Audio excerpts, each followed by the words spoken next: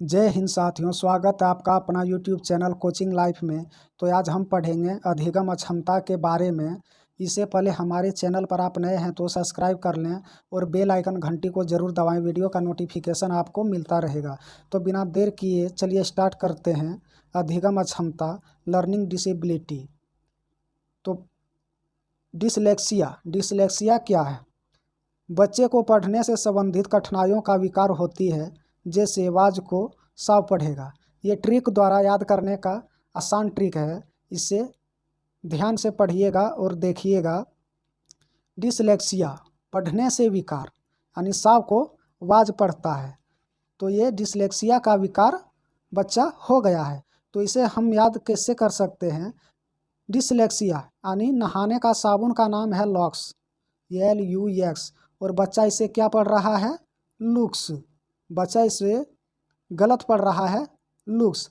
तो जैसे हमको ऑप्शन में दिखाई दे कि पढ़ने से संबंधित, तो डिसलेक्सिया यानी गलत पढ़ना, लॉक्स को लुक्स पढ़ना, तो ये किससे संबंधित है?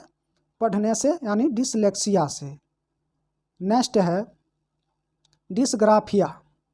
इसमें बच्चे को लिखने से संबंधित कठिनाई से विकार होती है, जैसे लकड़ी को लड़की लिख देना, यानी वो सही बताने पर गलत लिखता हो, तो उसे डिसग्राफिया का वो शिकार हो गया है।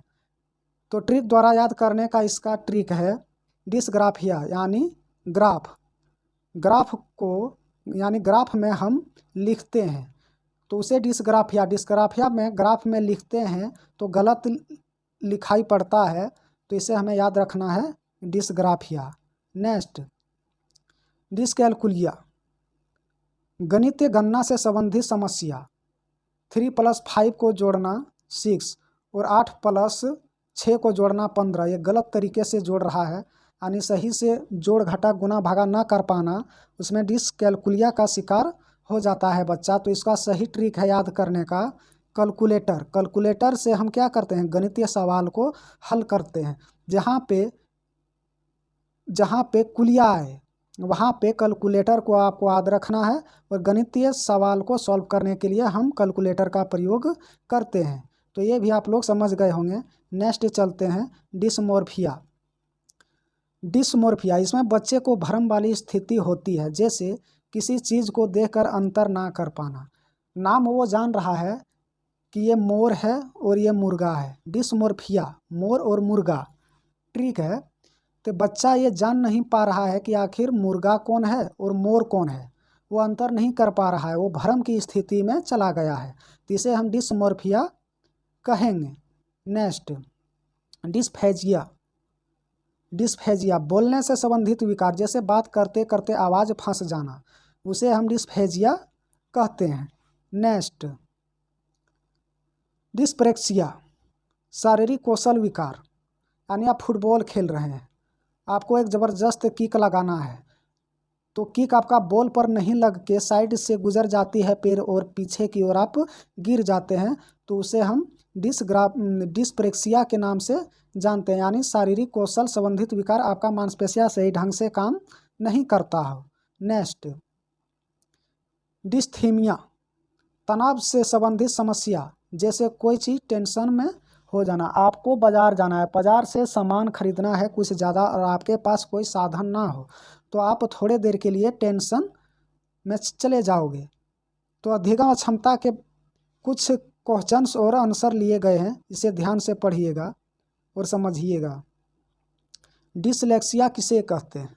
डिसलेक्सिया किससे संबंधित है? मानसिक विकार से, गणितीय विकार से, पठन विकार से, व्यवहार संबंधी से।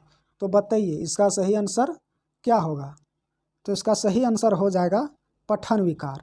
डिसलेक्सिया तो बोले थे ना, लॉक्स को लुक्स बच्चा पढ़ता है। नेक्स्ट गति कौशलों में अधिगम निर्योग्यता क्या कहलाती है? Dysgraphia, dyspraxia, dyscalculia, dyslexia. तो इसका सही आंसर आप लोग जल्दी से दीजिएगा। इसका सही आंसर हो जाएगा डिस्प्रेक्सिया, गति कौशल। नेक्स्ट यदि एक विद्यार्थी को संख्याओं का परिकलन में समस्या हो रही हो तो उसमें असमर्था हो सकती है जिसका नाम है लेखन क्षमता डिस्ग्राफिया, गणितीय क्षमता डिस्कैलकुलिया, दृश्य स्थानीय संगठन असमर्था, पठन क्षमता डिसलेक्सिया। तो इसका सही आंसर हो जाएगा गणितीय क्षमता डिस्कैलकुलिया। यानी बच्चा जो है संख्या का परिकलन में समस्या हो रही यानी संख्या को जोड़ने में 1 2 3 प्लस कितना होगा, तो ये गणितीय क्षमता डिस्कैलकुलिया से संबंधित विकार है। नेक्स्ट, भाषा अवरोध से संबंधित विकार क्या है? चालघातक, पठन वैकल्प्य, वाक संबंधी रोग, भाषाघात। तो इसका सही आंसर क्या हो जाएगा? भाषाघात। नेक्स्ट,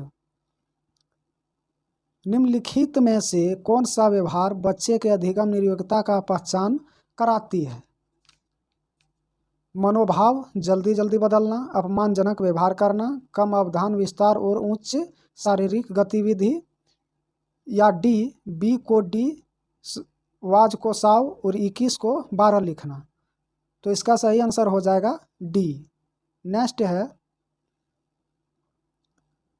आई होप आपको चैप्टर समझ में आ गया होगा, तो सब्सक्राइब कर दें, लाइक कर दें और दोस्तों के साथ शेयर कर दें। जय हिंद, वंदे मातरम।